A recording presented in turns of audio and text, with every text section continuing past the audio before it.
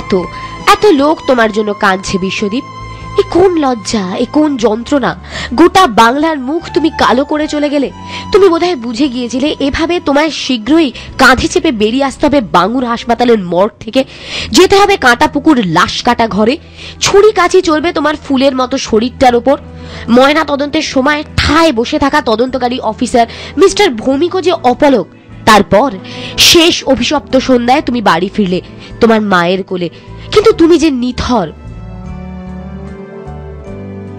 কয়েক সেকেন্ড, মাত্রই কয়েক সেকেন্ড, শেষবারের মতো মায়ের আদর। তোমার ওই ছোট্ট কিন্তু গোটা জীবনের সহ্য করা সব অত্যাচার যন্ত্রণা কি জুড়লো বিশ্বদীপ? যে হাত পরম স্নেহে তোমার মুখে, অভাগা মায়ের ওই হাত দুটো যে তোমাকে এভাবেই খুঁজে বেড়াবে বিশ্বদীপ। একেই বোধহয় বলে তিষ্ঠ ক্ষণকাল। সত্যি ক্ষণকাল। ওরা সরিয়ে নিয়ে চলে গেল তোমাকে। এর পরেও কেন তোমার মা সংজ্ঞা হারাবেন না? সংজ্ঞা ফিরল, কিন্তু ফিরে পাবেন না তোমাকে।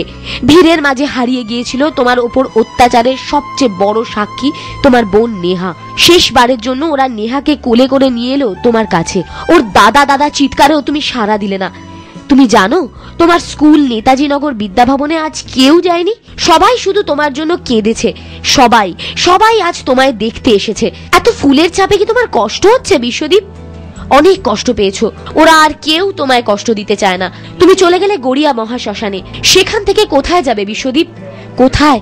এবার তো তুমি একা, আর তোমাকে বাবা একটুও মারবে না। কিন্তু তুমি নিভে গিয়েও কোন দ্বীপ জ্বালিয়ে গেলে বিশ্বদীপ?